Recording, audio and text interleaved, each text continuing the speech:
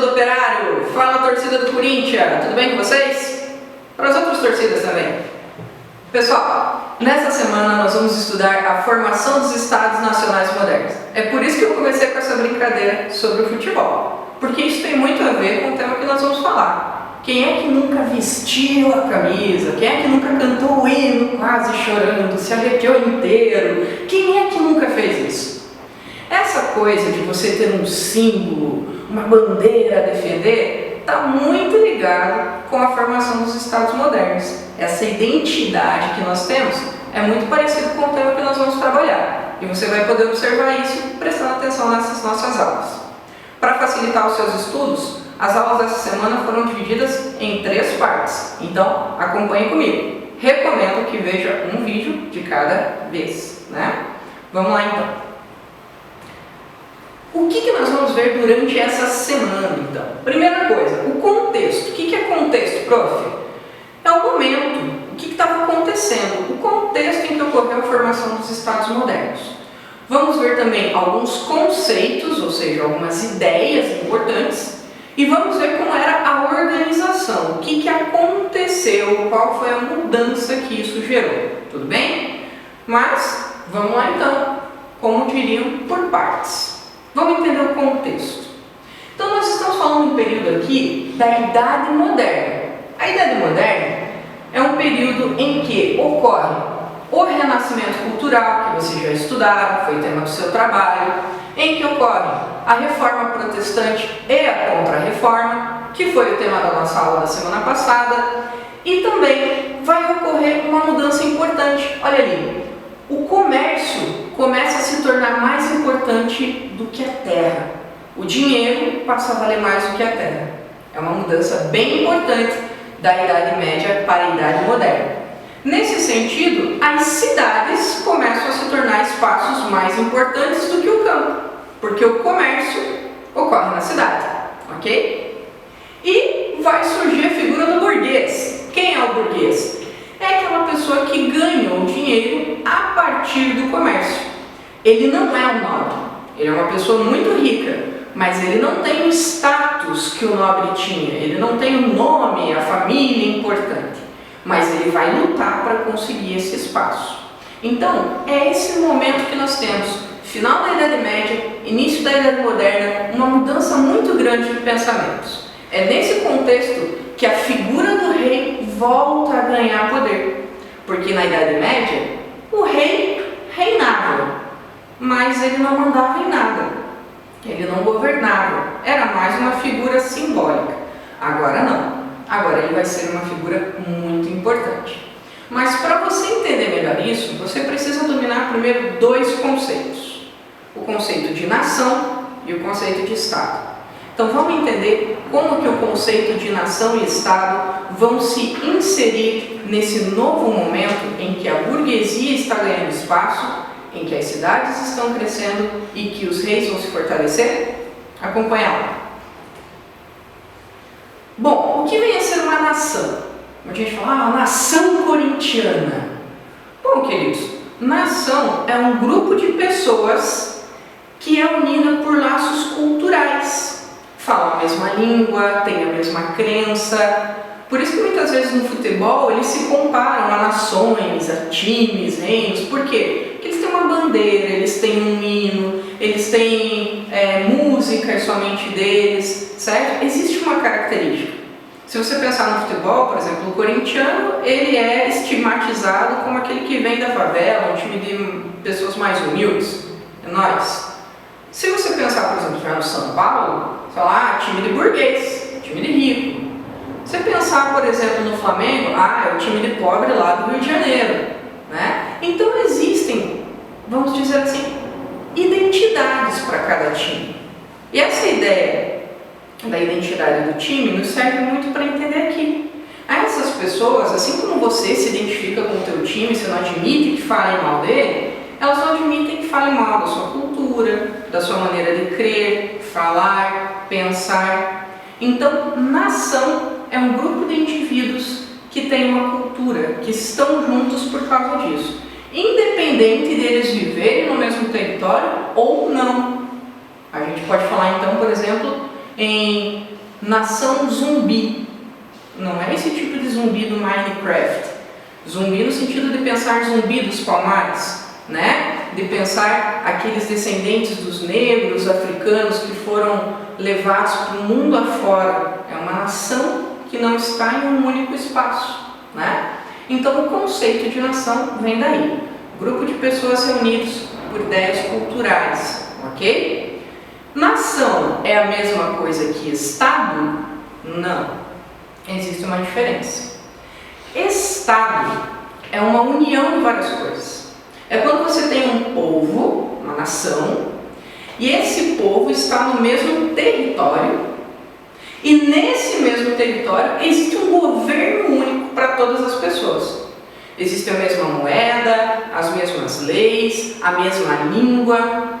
Então, o Estado é uma forma de organização, é uma maneira de você pensar politicamente, enquanto a nação é uma maneira cultural de se pensar, certo? É possível dizer que dentro do Estado brasileiro existem muitas nações? Sendo analisado nesse aspecto, sim, existem pessoas de diferentes nações, de diferentes lugares, ok? Então o Estado ele vem a servir a nacionalidade, ou seja, nação é uma ideia cultural, pessoas que se unem por uma ideia cultural. Estado é uma organização política, quando você tem uma nação que está no mesmo território e que segue o mesmo líder, as mesmas leis, ok? Então temos aí uma diferença entre nação e entre Estado. Nesse momento, então, o que aconteceu? A burguesia ganhou força. No final da Idade Média, a burguesia se fortaleceu. A nobreza enfraqueceu, perdeu muito dinheiro com as cruzadas. A igreja estava enfrentando problemas sérios, como a reforma protestante. E os trabalhadores estavam lutando e se revoltando diante das situações que ocorriam. Ou seja, a sociedade que existia se transformou. E aí vai mudar a organização que existia. Veja bem, o rei passa a ser aqui a figura central. Ele vai funcionar como um mediador. O mediador é quem está no meio. É que nem quando sua mãe vai ao mercado e compra um pacote de bolacha para cada um dos seus irmãos. Ela chega lá em casa e fala, esse é teu e esse é teu. Ninguém mexe na bolacha do outro, porque isso é uma coisa muito séria. Vamos combinar. Então, o rei fazia isso também. Burguesia, você faz isso. Nobreza, você faz aquilo. Igreja, você faz aquilo. Ou seja, ele passou a cuidar, a organizar essa sociedade. Porque os nobres queriam o dinheiro dos burgueses, os burgueses queriam a influência dos nobres, a igreja queria conter os dois e não conseguia. Estava uma bagunça. No meio dessa bagunça, quem é que vai pôr ordem nisso? O rei. O rei é que vai reorganizar essa sociedade que surgiu, sendo então uma figura que centralizou o poder. Veja bem, centralizou o poder em suas mãos. Por isso que ele aparece aqui ao centro. Você pode notar aqui que eu tenho algumas linhas vermelhas e algumas linhas azuis. Qual o objetivo disso? As linhas vermelhas é aquilo que o rei pode ofertar para um grupo. E as linhas azuis é o que esse grupo pode ofertar para o rei. Aqui o rei está fazendo política. Eu te dou algo em troca de outra coisa, para que os dois possam ter benefícios. Ok? Nesse momento, então, a burguesia foi uma forte aliada do rei. Por quê? A burguesia, ela queria leis que facilitassem o comércio. Cada vez que o burguês tinha que passar na terra de um senhor feudal, ele tinha que pagar um pedágio, uma taxa.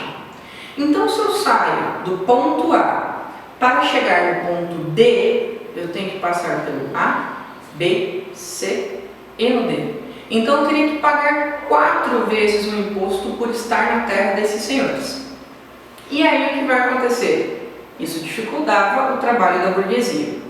Sendo assim, o rei falou, eu posso facilitar a sua vida.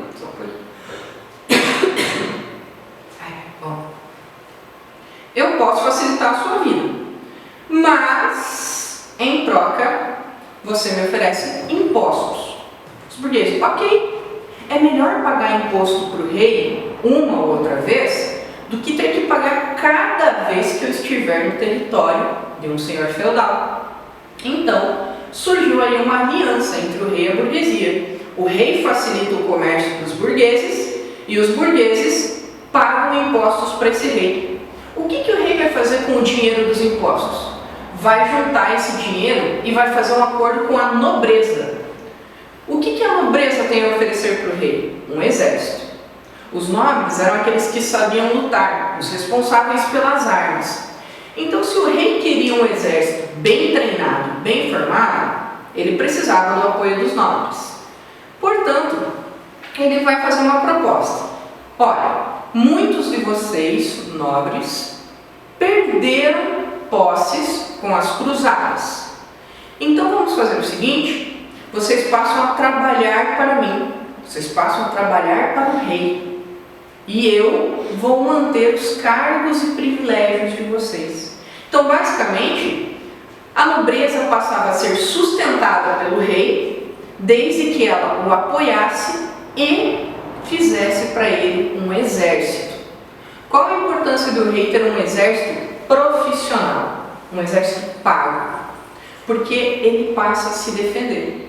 Se qualquer grupo tentar se rebelar contra ele, para chegar até o rei, tem que primeiro ultrapassar o exército. Então, ter um exército profissional ao seu lado é importantíssimo. E a partir desse momento, com os impostos recolhidos da burguesia, o rei... Então, com os impostos recolhidos pela burguesia, o rei conseguia sustentar a nobreza e ter o apoio deles, além de um exército que o protegesse. E quanto à igreja? Bom, muitos reis fizeram acordos com a Igreja Católica, certo? A Igreja Católica queria recuperar o seu prestígio e muitos reis queriam ganhar, né, a fidelidade das pessoas. Então, o que o rei oferece para a igreja é o mesmo que a igreja oferece para o rei: legitimação. O que é uma coisa legítima? Uma coisa verdadeira. Então, o que acontece? A igreja vai legitimar o poder do rei. Muitas pessoas falam, mas por que ele é o rei e não ele? A igreja vai dizer, porque é a vontade de Deus. Então o rei passa a ser visto como alguém que foi uma indicação divina. Muita gente não vai querer questionar a vontade de Deus. Em contrapartida, como é que o rei vai facilitar a vida da igreja? Ora, se quer viver no meu reino, tem que seguir a minha religião. E eu sou um rei católico. Então, nas minhas terras, todos têm que ser católicos. Portanto, muitos reis legitimaram o poder da igreja, enquanto a igreja legitimava o poder dos reis. Havia uma troca de mão dupla aí.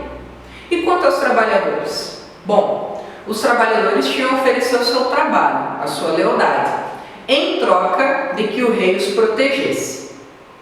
Na verdade, isso não acontecia.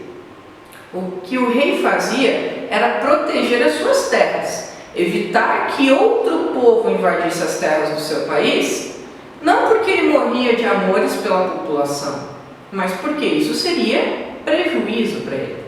Então, nesse sentido, ele protegia a população. Entretanto, essa população era extremamente explorada e dificilmente podia se revoltar, porque quando se revoltava havia um problema sério. Não esqueça que agora o rei tem um exército.